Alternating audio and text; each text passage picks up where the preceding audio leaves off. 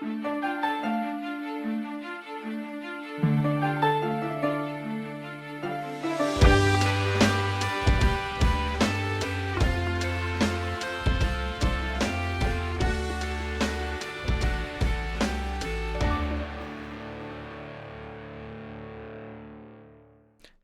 and welcome to the Reetin Entertainment Podcast, episode 423 for October 29th, 2023. My name is Nathan Reetin Spruth, and I'm back. And joining me this week, we have Connor the Cyberpunk Monk Bash. It's me. I'm here. You're here.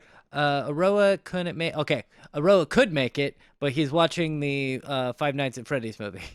Which is probably a better use of someone's time. That's fine. I Well, actually. okay, I don't know how good that movie is. It might not be that good. I'll talk to you about that in a minute, but first off, let's do the little bit of whoring ourselves. Where can we find you? You could find me, you could find you could find Aroa at aroa.website. That's spelled out exactly the way it sounds. Two of those links that I would like to draw your attention to. One of them is Clinton Score Classics, A Rise of the Rune Lords Pathfinder First Edition Actual Play Podcast.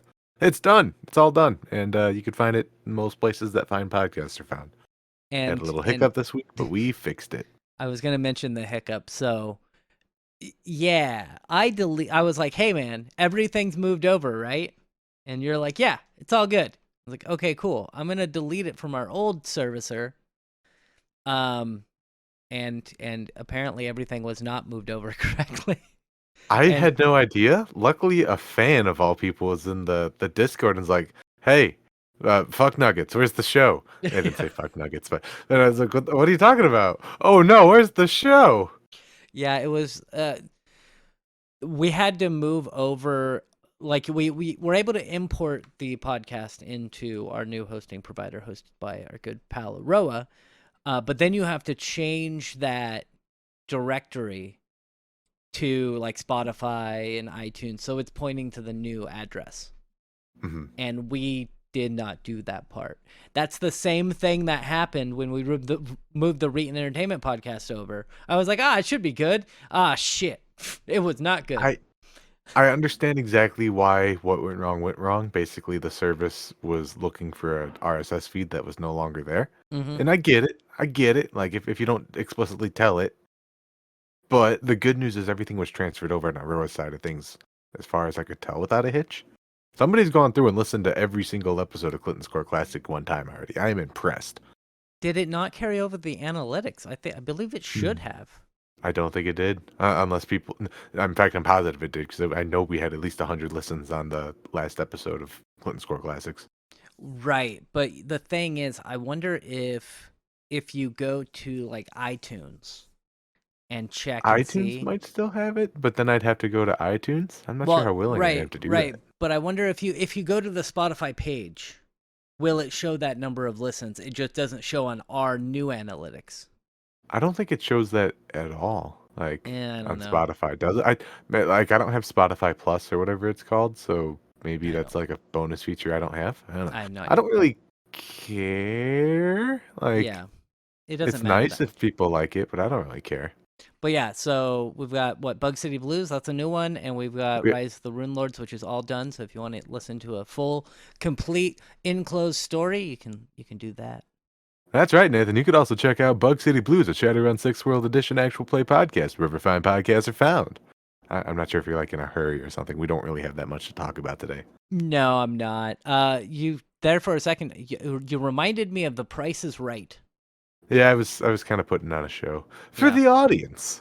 Yes, the audience of one. But you can find me, Nathan Reetin Spruth. I'm on Twitch mainly. You can find me at twitch.tv/Reetin. I'm Reetin everywhere. So if you look up Reetin, you're probably gonna find Scrabble letters, and then if you scroll down, you'll find me eventually. And I'm trying to get the algorithm to recognize Reetin as me instead of just being Scrabble letters, but we'll see how that goes. One day you will be one step above typo. Maybe. Well, first off, I'm going to talk about Japan a little bit. Yeah, do it. Nothing. It was awesome. Go there if you have the chance. Right now, the yen is at a 33-year low, which sucks for their economy, but it's really good for me. It's great for Nathan's. It's great for me because I would buy a ramen meal, which in 2019 would have been around $9. Still, a fucking ramen like full meal with like 6 gyoza, a bowl of ramen, and a drink for $9. It's amazing, Yeah, right? you're eating good over there. Yeah, it was $5.20. Hell yeah, boy. So just everything was so cheap, which was amazing. I bought a belt for 70 cents because I went to their version of a dollar store, and which is a 100 yen store. So everything's 110 yen because of tax, and it ended up being like 70 cents is what it ended up costing me for like a decent belt, which was nice. And So then they're great. Nathan never had to worry about people not having cheeseburgers when we hang out ever again. Exactly. Uh, we had, or I had a little bit of loneliness for the first week, just because Oh, I was there by myself, don't speak the language very well at all, and so I was just like, man, I wish somebody were here with me. But then I went to wrestling, and the guy I sat next to spoke some English, so we spoke about wrestling. He made me jealous because he said he lives just a few minutes from the Tokyo Dome. cool. And so he goes to their version of WrestleMania every year. I was like, you motherfucker. It's awesome. Nathan Uh, walked in, he's like, my family. yeah, it was fun. And there was a couple in front of me who they have like a sign that they were holding up for the team that they like. I don't know who they are, but it was they were taking pictures individually. So like the girl would take the picture of the guy would take a picture of the girl, and I was like, so I used my translator and said, "Hey, let me take a picture of both of you holding the sign." Like that. That way you have that memory or whatever. You'll have that together. And they're like, "Oh, thank you." And so I take the picture, and then a few minutes later they leave, and when they come back, the girl had used the translator to say, "Thank you so much for taking that picture. Here's a bag of potato chips as a way of saying thank you." And I was like, "Yes, potato chips." Hell yeah. Um, and then I have two more stories about interactions with people. No, actually, that's the first story about interaction with people. So whenever they look at that picture, they're gonna think, "Hey, that's that nice guy that took the picture for us." Um, but then on the flip side, I was walking around a place called Funabashi, and I was like, I have to go to the bathroom really bad. And I found a place that had a sign for a toilet, went there, turned out it was like a restaurant. And I go up there, and it wasn't like nobody was in there. It wasn't open yet or something. But I was like, "Hey, can I use the toilet?" And the lady's like, "Yeah." So I go in, I go do my business, and I look over, and their toilets are way cooler than ours. So all of them are like heated seats, and they have a button you can press that'll make like wave noises to cover up, what you're doing. It's great. And so I look over, and I'm like, "Oh, there's the flush button." I was incorrect. It was the panic button. Every toilet needs a panic button. Yeah, so it started beeping, and it didn't flush the toilet. So it's beeping, and the lady lady hears the panic button go off, and so she's worried about me like knocking on the door, and I'm still trying to flush the toilet. And so I was like, now, like that lady is always going to be like, that one dumbass came in and just pressed the panic button in the bathroom. So yeah, it was fun. It was good times. I would recommend everyone go to Japan. Obviously, try to learn some of the language before you go over there. But if you can't or don't, Google Translate is fantastic. It doesn't work See, all the time, but it works well enough. my experience with my very, very brief time in Japan, I was able to basically just point at everything that I needed. And Yep. people would nod and they would hold out their hand and I would give them money.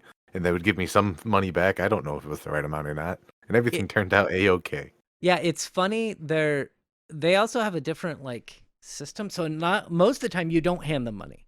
Most of the time they have like a tray and you put the money in the tray, and Mhm. then they take the money.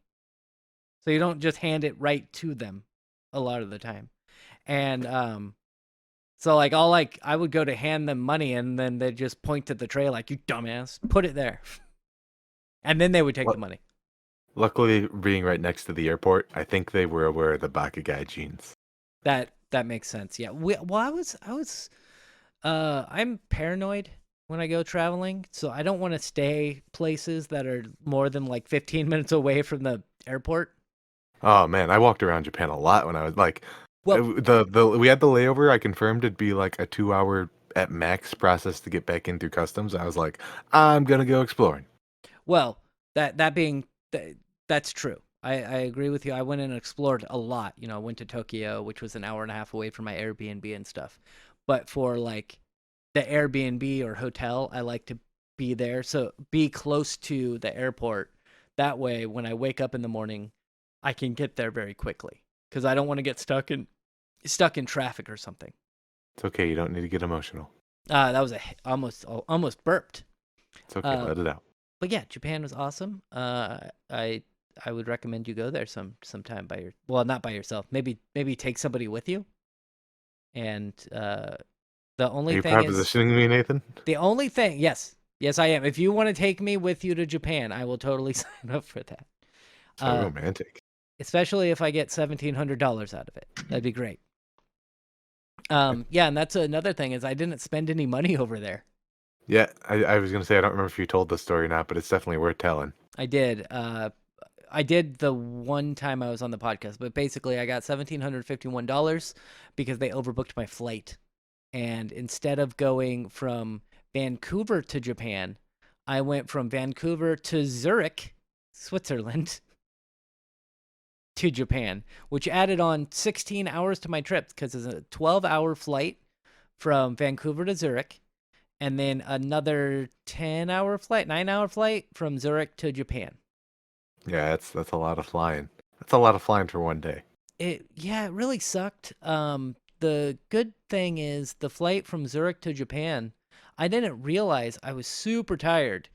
And so I ate my whatever dinner they gave us and I passed out. And by the time I woke up, there was only 5 hours left on the flight. So I slept for Super like 4 jealous. hours. I can never fall asleep on airplanes. It's the noise, it's the claustrophobia, it's the just being too close to people. Ugh, Well, very jealous you could even and you're do that. big. And you're big. Like you're a tall guy. I don't So, fit nowhere. The only tan that I get when I travel is the tan line that my spine becomes trying to fit inside of the airplane. oh man, you got to get like a business seat, but that's like at least twice the cost, which is awful. Yeah, I ain't doing that. Anyway, let's move on and we'll talk about what games you played this week. I haven't played that many. I do want to talk a little bit about Halo Infinite. It's having a bit of a moment right now.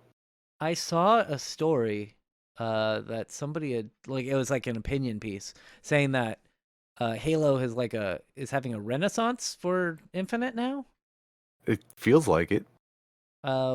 Is it getting better or more people just playing it or It's what? having a resurgence in people playing it, definitely. There was just a world championship. I don't remember exactly what it was called, but I want to say it was like the fifth of such iterances of this championship. And it got like a bunch of people watching on Twitch. It got a bunch of people playing it again. Oh, good. They revamped a whole lot of the progression system. You can now customize your helmets with any of the cores, and it's not limited to 1-to-1. Like they're making smart decisions. You might even say decisions that should have been made on day one, that are just more user friendly in general. Yeah. It's still a money farm. It's still buy another battle pass, please. But Ah, at like least, it's at also least, still Halo. yeah. At least with Infinite, the multiplayer is fully free to play. I hate battle passes, Hate them. but This is the first time I've ever bought one, and it just doesn't feel right to me still. yeah, like with Overwatch, it upsets me because I paid for the original Overwatch. Overwatch 2 is free to play, but they give you absolutely nothing if you if you had bought the previous version of Overwatch. And they took down You, those servers. do you know what specifically my favorite part of Halo is? It's It's customizing the armor. It's saying, oh, "Wow, look at my cool Spartan guy." I've talked about Timmy, Johnny, and Spike on this podcast too many times to recall now, but it's the Johnny part of the game. I love it. in Overwatch. It's my favorite part. I love it. Even if you only see it for a couple seconds, I love it. Taking that away or putting it behind a paywall is penalizing the players like me, It's holding us for hostage. yeah, it's awful. That was I remember customizing my emblem a lot in I believe Halo 2. Mm-hmm. Halo 2, Call of Duty. I'm also going to throw an honorable mention that the cars in Grand Theft Auto. Oh When yeah. in San Andreas you could mod your cars, that became the game for me at that point. My girlfriend's son is like obsessed with cars, and so I have a PS4. I basically gave it to my ex-girlfriend because or my ex-girlfriend, my current girlfriend who is not my ex-girlfriend, future ex-girlfriend. And I gave my PS4 to her, and and then I bought one of the not GTA, Grand Theft Auto, not Grand Theft Auto, Gran Turismo games. And all he does, all her son does is like modify cars in that game. So like every time I see him playing the game, it's just him messing with little cars and stuff. So when are you going to get him hooked on Armored Core? I don't know if he would be good at that game or enjoy Like, it. It's mi- literally just car games that he likes. okay, I mean, I get it. Maybe not everyone has like the motor skills for the action and stuff like that, but like, find a mech building game or something like that. That might blow his teeny little mind. Yeah, he also likes the car mechanic simulator. I got him that game at one point. Anyway, did you play anything other than Halo Infinite? So here's the deal. I mentioned last week that I got a new AR headset, the Quest 3. Oh yeah.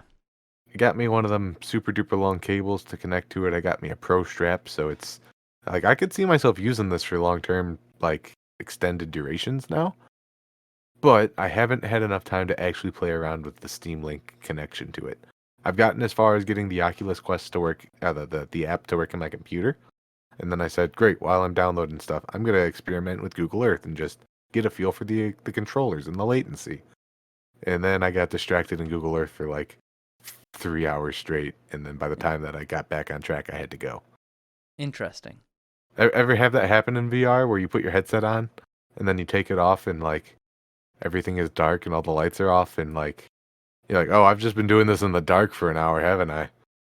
No, I haven't, but that's because usually when I would do VR, it would be during like my streams.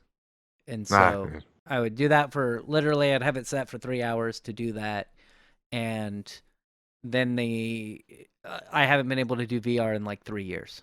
So, you know, one day I'll have room to do VR again, but we'll see when that happens. But maybe someday. I got a what couple more games to talk about real quickly. yeah, what games are Um, those? games that not so much that I've been playing. That's not how I meant to say that. It's not so much a video game that I've been playing. I played so much Magic the Gathering this week, the card game. Yes. Man, I love this game. I really miss playing it as much as I used to play it. And all I can think of is all the times that I've tried to play this that haven't been like playing with my small group of friends recently had just been disasters. I wish Magic the Gathering wasn't so full of people who I couldn't tolerate. Because It, damn it, this game is fun. there's a lot there was a person, I'm not going to name his name, but there was a person that I and you knew who always got on my nerves. And I remember when I was playing Pokemon, and I believe it was Pokemon Black, so a long time ago. And they're like, "Oh, what are you doing for your EV training?" And I'm like, "I have literally no idea what that is." Did And he tell you that you're playing the game wrong? basically, yeah, they're like, "You're playing the game wrong. Like, how did you even spend your childhood?" I was like, "I fucking played games without worrying about like min-maxing my characters. That's what I did."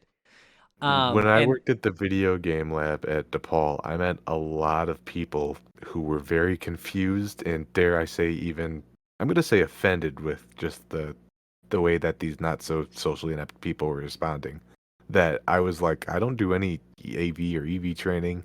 I just play the game and have fun with it, homie. yeah, Got a and problem with that? and what what brings that up is it sounds to me that's the type of person that would get really heavily involved in Magic the Gathering. I've been trying so hard to like expand my social circle, like because I feel like that's the appropriate, healthy thing to do, right?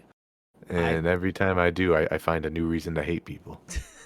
Well, yes, it's difficult making friends, but that's okay. Especially like with again when you have a when you have a hobby that has such devoted people who are going the ones that you're going to run into at the shops and who are so hardcore about it are going to be the ones who min max and want to make their cards like the best cards and like make the best deck possible, which are just the worst type of people to interact with. I knew somebody who every time a new like pack would come out, I don't know how they do it, but there'd be like a new set of magic cards. He would literally go to the store and spend $3,000 going to every single store that had magic cards. So that way he could try to get all of the cards in that set. Depending on the set, he might have actually made his money back and then some. It's the ironic thing. Yeah, he might have. So we, I used to definitely not that amount. What we used to do is I'd throw down $20, and me and my six other friends would do the same thing. We'd buy a single like big box. And we'd all split that up evenly. Just Hmm. doing that, you get a pretty decent chunk of magic cards over the course of, I don't know, half a decade or something like that. So the people who do that consistently, like every 3 months, every time there's a new set, I've seen them before. It's okay. Let's just say what it is. It's mental illness. Yeah. It's don't do that. Don't spend It's that don't much do money that. on but did you play anything else? You said you Uh, had one more? did I? I'm trying to think about it now that I've said that. It's just trying to get stuff working in VR. Like I'm a little bit in between games.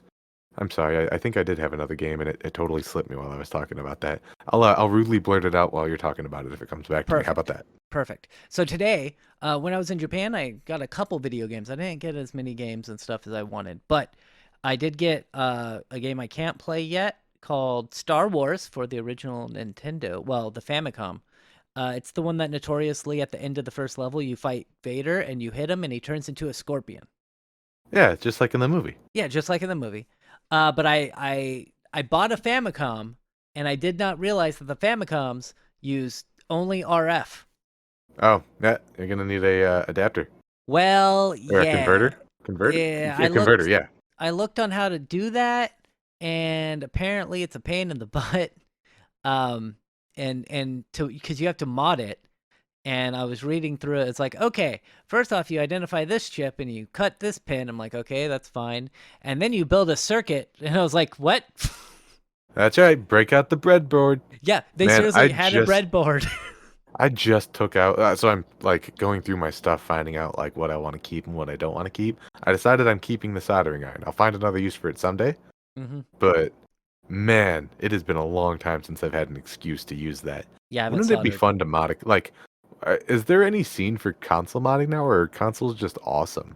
It is huge. There's look at on YouTube. I'm gonna shout him out. Macho Nacho Productions, All right. and he goes through all sorts of mods for like changing out the disk drive in your Dreamcast or PlayStation, and like RGB mods and HDMI mods. Yeah, that's a huge scene right now. I am 100% going to check that out. Not that another project is the thing that I need in my life right now, but yeah, that sounds like 100% the sort of thing that I want to be doing. Yeah. So, and then I played. So I bought that, and there was another game I bought. I was looking for Virtual Pro Wrestling 1 and 2. Could not find them because they're not super rare, but they're sought after. And so it's hard to find them. And there are two video games for the Nintendo 64 that were basically, if you ever played WCW NWO Revenge or WWF No Mercy, that's the the Japanese version of those games. Those And are for N64? yeah, Weirdly enough, I have played those. yeah, and they're so good. They're very good wrestling games.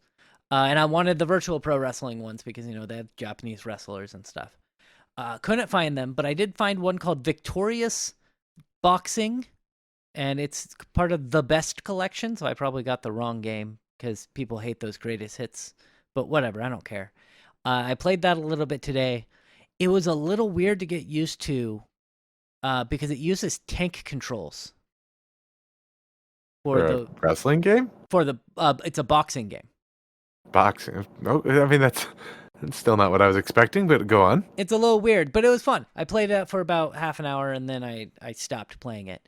On Friday, I got a free code for a new game that just came out. It's a survival game called Return to Moria, where you play a dwarf, going through the mines of Moria, and it's all right. It's a Did you wake up survival the game. Baylor? I know I'm just so bad at survival games. I just don't care enough, I think. And it's always, oh man, I want to make a forge, and they're like, all right, get 45 stone. I'm like, son of a bitch. And that's it. That's the entire game. Is like you get a certain resource to build something, and then you have to get another resource. You use whatever you just built to get another resource to build another thing, and then you just keep doing that as you try to get deeper into the mines of Moria. And then It there's another settlement that needs your help, and then exactly. there's another cave that needs exploring. Yeah, it's boring. And it might be better because it does support up to 4 players. It might be better multiplayer, but I'm not quite sure. I did get a little mad because I made a little little settlement and put up a wall and put up a door. And then when I came back, the door was broken down. Somebody broke down my door. I was very mad. Other than that, I played. Excuse me, hiccup again. Other than that, I played some Starfield, and that game it's okay. It is okay. I wish Starfield was so much more than it was, coming from a person who's never played it. It was exactly what I thought it would be. 100% the game that I thought it would be. I know a lot of people were expecting more out of it, but I was like, nah, it's Bethesda. It's Bethesda. I know Yeah. already what it's gonna be. It's like um somebody one of Aroa's friends and I kind of had an argument when The Last Guardian came out. And I was like, The Last Guardian looks awful. And they're like, oh no, they have like such a great track record with Shadow of the Colossus and Eco. And I was like, those games also look terrible. I'm sorry. Like, I get it. People love those games, but I did not enjoy them. And then when The Last Guardian came out, it was a mediocre mess. And I was like, what did you expect? Like, the gameplay looked terrible. It looked like you would try to get your dinosaur or whatever to do something, and he would just refuse to do it until you jumped around in the correct spot, because that's what the fucking game was. Why did you expect it to be this amazing masterpiece? But it was gonna be a cinematic experience. I think that's actually exactly what that was supposed to be. Was if you play by the rules, it will give you a one-for-one cinematic experience. But like at that point, just make a movie, homie. Yeah, It's not fun playing a game that forces you to stand in a square so we could play around you. yeah, but yeah, Starfield it's exactly what I thought it would be. It's a lot of exploration, some story, and I'm still having fun with it. Like I don't hate it, but I also didn't have like super high expectations of it. The last thing I want to talk about is this morning I woke up at like 6 a.m. because my sleep schedule's messed up, and I watched the Five Nights at Freddy's movie. It's all right. Matthew Did it Lillard's in it. scare you? I mean, obviously, no. I don't get scared by scary movies. Not Like even a little. not even the scariest movie I have seen recently was I think a year and a half, 2 years ago, and it wasn't a horror movie. It was a documentary about a person who only has like a 20-second memory, and so he can remember everything before a certain time, but not well. Actually, he can't even remember that. There's certain things he can remember, but he got an infection and it went to his brain. And by the time they found out what was going on, he had basically lost all working memory. And so you can sit down and you can have a conversation with him, and then if you leave the room and come back, he'll not know who you are. And that was the scariest movie I've seen in the last 2 Memory's years. a fickle thing. Yeah, and it's just like but it's amazing because before he had the memory damage, he actually worked for like the BBC doing music for the BBC, and he had taught music, and it was his life, and so he still can sit down at a piano and play music beautifully. And then once he's done playing music, you're like, oh, how was that playing music? And he'll be like, I haven't played music in years. Oh, And it's just like, what the fuck? If that his ever brain don't happens, work right no I am more. I am telling you right now, Connor, if that happens to me, end it. Just I will play this in court. You have my word. yeah, just do it. Just take a fucking guitar string and fucking choke me to death. I don't care. I won't fucking remember it.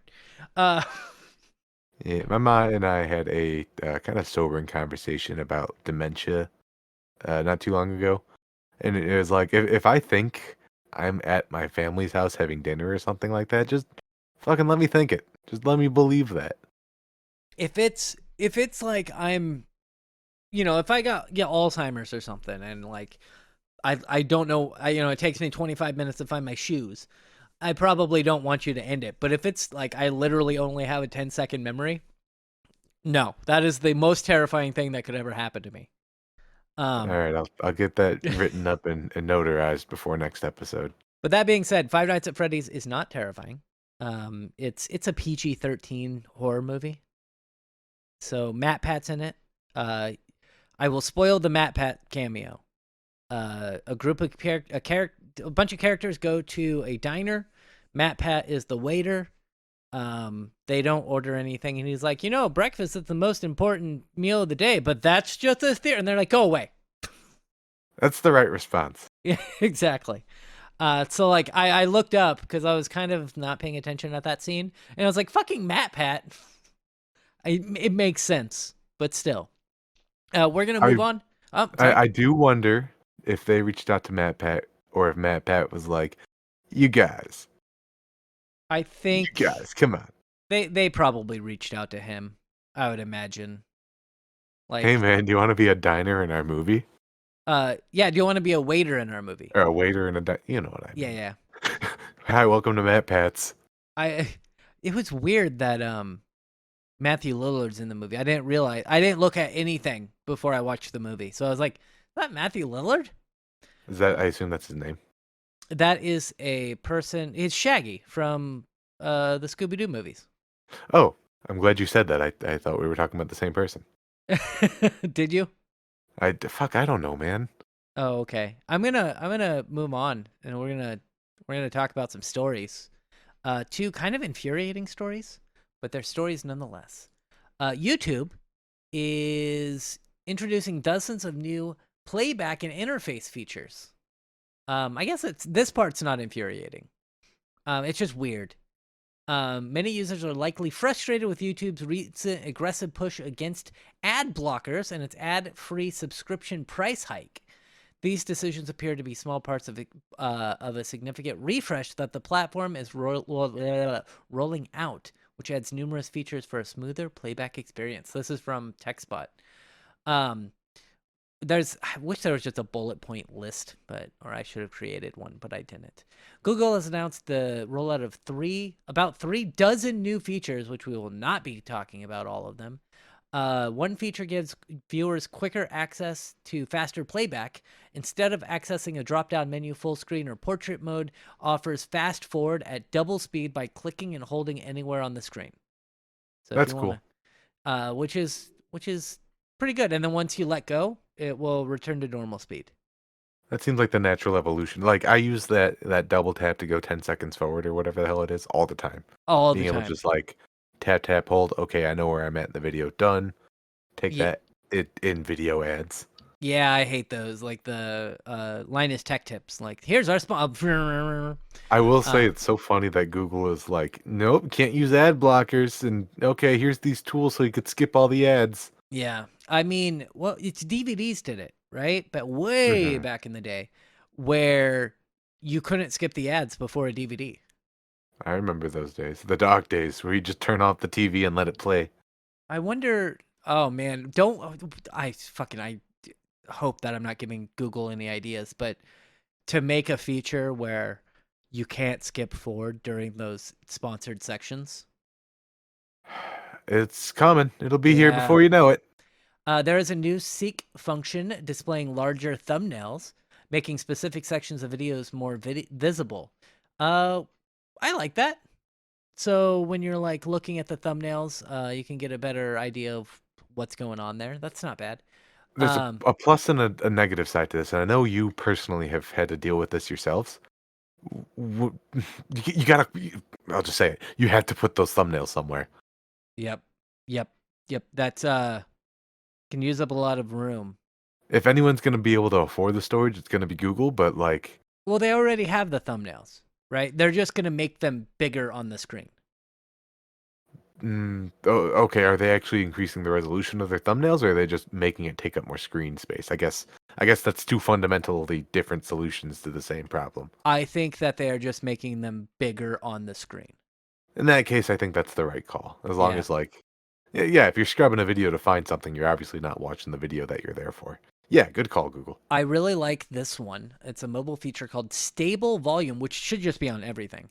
Yeah, Uh, I'm glad you said that. Just yeah, take this off of YouTube and put this on the phone. There's nothing I hate more when I'm watching something and all of a sudden the video, like, what do you call that? Where you deep fry it? That was a meme in like the last decade. I don't Fucking know. hated it. I hate so much, and I talked to one of my old coworkers about it. I'm like, why is it that during movies, like the dialogue will be super quiet, and then it will get to like explosions and stuff, and it like doubles in volume? And he's like, I don't know exactly the reason, but I assume it's because that's the exciting part. So that's what they want. Like they want you to like focus on and grab your attention. Yeah, Um, audiences are dumb. They need to be told yeah. when something excited is happening in front of them. So what this will do will minimize sudden volume changes to prevent ear damage when watching with headphones. It is accessible under additional settings. Mobile viewers can now lock the screen to prevent interruptions or accidental taps. By tapping screen lock in the settings menu, YouTube will make exceptions for certain ads and Ugh. in-app notifications. Ugh. I do kind of like the first part though. Like if you're watching a thing, like you set your phone down and you're watching a video, and you don't like if you touch the screen, it's not gonna let you do anything. Or it's not gonna break anything on the screen. I think that's fine because there have been times where like I set my phone down and my like thumb accidentally presses a different video and it's like new video playing. I'm like son of a bitch. Then I have to go back to the old video. Um, I don't even know why they're doing this next one. It'll add a Shazam-like music search, allowing users to find songs on YouTube Music by playing, singing, or humming the tune. I'll tell you why they can do that. Because they already have the ability to do that in the other features, and they're just copying and pasting it over. That's true, but Why does it need to be in more than one place? I hate when people do that. I think it's funny though that you can just like hum or sing it, and they'll be like, "Oh yeah, that's the song, right?" It I'm says, sure it'll be very miss and miss and miss and sometimes hit. yeah. Across all devices, YouTube is consolidating the library and account sections. The new You tab, replacing the library tab, contains users' history, playlists, downloads, purchases, and account information. Cool. So they're just tweaking the UI a little bit. Interactions with creators will receive new animations for a flashier experience. When someone in a video says something related to the platform, like the usual like and subscribe, the corresponding buttons will glow. I guess. Yeah. Cool.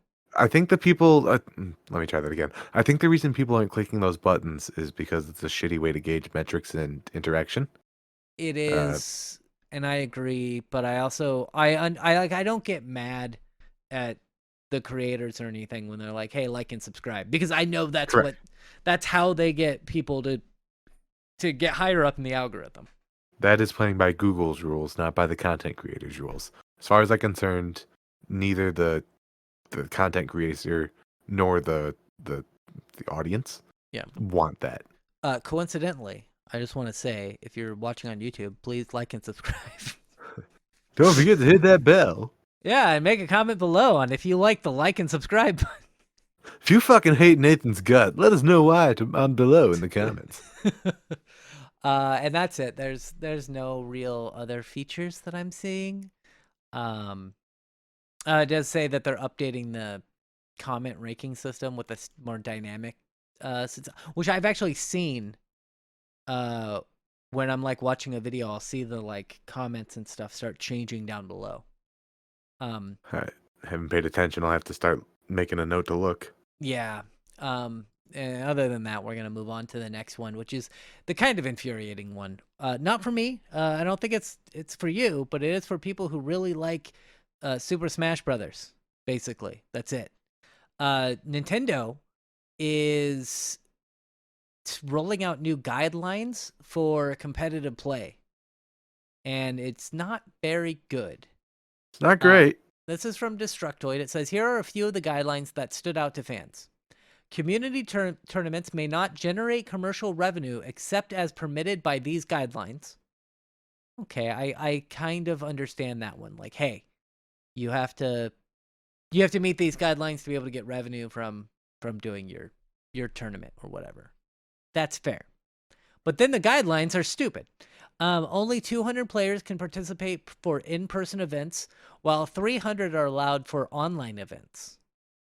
It's not a lot of people.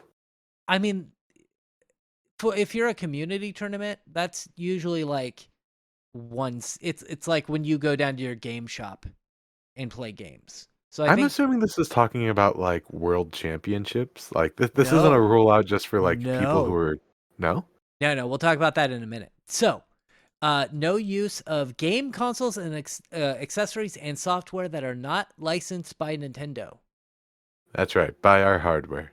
Also, did something change in grammar since I was in school? Because I've seen it a lot where people will do consoles, comma, accessories, and software with no comma after accessories. What you are referring to is the Oxford comma. The appropriate way is to not have the final one. The last two are included as a batch. Interesting. Okay. Because I've always done it, and I was always taught to do consoles, comma, accessories, comma, and software. But I guess That's the way that I was taught as well, and I have since been corrected by people who like do this shit for a living while I was at college. Weird. So I have started doing that, and no one has yelled at me since. Okay.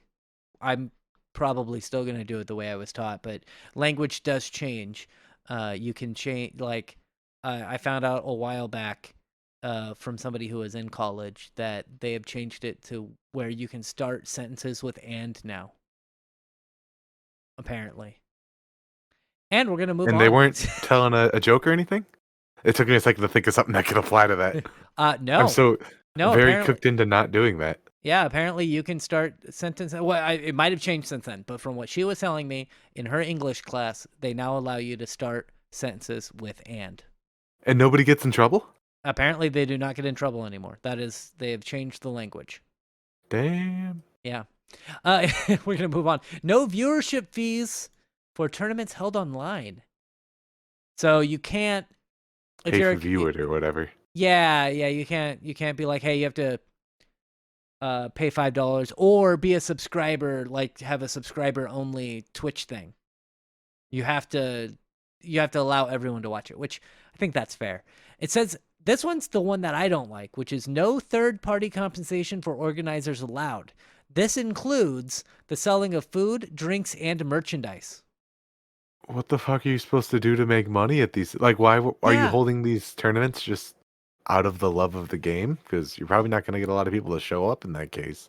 Yeah, I don't get that. That doesn't make any sense to me. But so that's the biggest one for me. And it says here, according to Nintendo, these guidelines regulate not-for-profit, small-scale community tournaments involving games for which Nintendo owns the copyright, which is typically going to be Smash Brothers and Splatoon.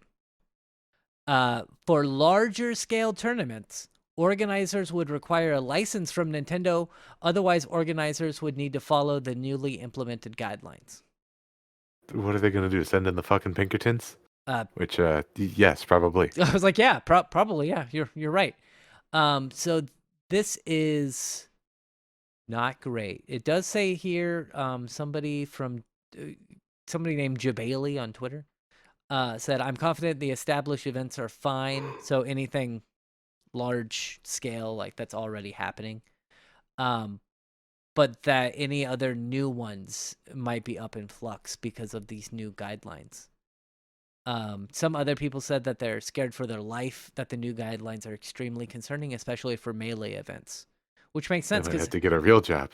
yeah, I'm gonna have to get a real job and not host these tournaments all the time. Somebody said I've never been more disappointed in Nintendo than I am today.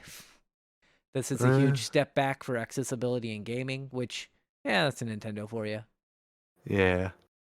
Um, It said here the relationship between Nintendo and its competitive community has never been top notch due to a wide range of confusion and uncertainty. A notable rift has formed. Nintendo's rocky relationship with these competitive players is most evident within the Super Smash Bros. Community. Last year, the Smash World Tour Championships, a licensed and large scale tournament, was canceled by leaders at the last moment by the company, despite the organizers meeting the qualifications. So Nintendo was just like, nah, you're not able to do it. And they're like, but we meet the qualifications. Like, nah, it's cool. You can't do it. So not not very good, I don't think. Have you ever participated in a tournament like this? Not as a player, but once again, at that same video game lab experience, I certainly was oversaturated with it. Yeah, I've done like small tournaments. Like, I remember when I went to PDX Land one year. This was in like 2006, 2007. I did a I did a Halo tournament, and it was a free for all tournament or something like that. And that's it. I haven't done really anything else. Not really into. I'm not very competitive when it comes to games. But yeah, so do you do tournaments though, right? Like Magic? No. Oh. I mean, like, I like to play these games, but much like yourself, I don't really have a competitive bone in my body. Oh, okay. Cuz People who get into that mindset while playing games ruin the game for me. that makes sense. I know cuz I know they do. Wizards of the Coast also has a lot of rules surrounding their tournaments and who qualifies to like host the tournaments and everything. And if you don't meet those rules, then you can't host tournaments for them. So that's why I was just wondering if you had ever participated in those. My brother did once. I've heard the story of them going to like a Allstate Arena or something like that, like a big conference center where it was just folding tables and kids playing Magic, Yep. and you could And smell it from the outside. yeah, that one of the things that I find funny is that New Japan Pro Wrestling partnered with Nivea. And so before the event, there were a bunch of commercials playing on like the big TVs that they had there at that sumo arena. And it was like the professional wrestlers were lathering up with body wash. And when you get like goodie bags whenever you go to wrestling or any event really, you get like a little goodie bag. Yeah, swag And bag. one of the pieces of swag in there was a tiny bottle of like travel body wash. Hey fans, you fucking stink. Yeah. And I was like, first off, perfect marketing because we're definitely the people who need this. And secondly, that body wash is really good. I bought like a 3-pack of it. Hey, it worked. Yeah, it's really good. Lather's really nice. Anyway, that's I'm just basically it. saying, if Nintendo really wanted to make a positive difference by putting rules into tournaments, they'd have a rule saying you need to, bathe, have some basic hygiene. That's all I'm saying. I feel like we've been talking about how much people stink on this show for like the last month now. Yes. I mean, I haven't been here for a while, so that's probably a you thing. But anyway, that's it. that's all we're doing. I'll talk to you next week. That's It's it. it. It's the end of the That's all show. the stories. It's all the stories. We had nothing to fucking talk about. Yeah, it was a slow week this week. Yeah, I looked for like I told Connor before that I looked for like an hour and a half and I couldn't find anything to talk about this week that really mattered. So hopefully this next week will be more lively. And happy Halloween. Happy Halloween. Happy I already ate Halloween. all my Halloween candy. I got a bunch of candy from Japan and I haven't eaten a lot of it, but I bought a lot for my girlfriend and I know that if I gave her all of the candy right away, she would just eat it all. So I've been slowly giving her like different pieces of candy. Here you go, your daily candy stipend. Yes, exactly. But I will see you next week. Thank you for being here, Connor. I was here. I'm all you got, buddy. That's all I got. Goodbye. Goodbye.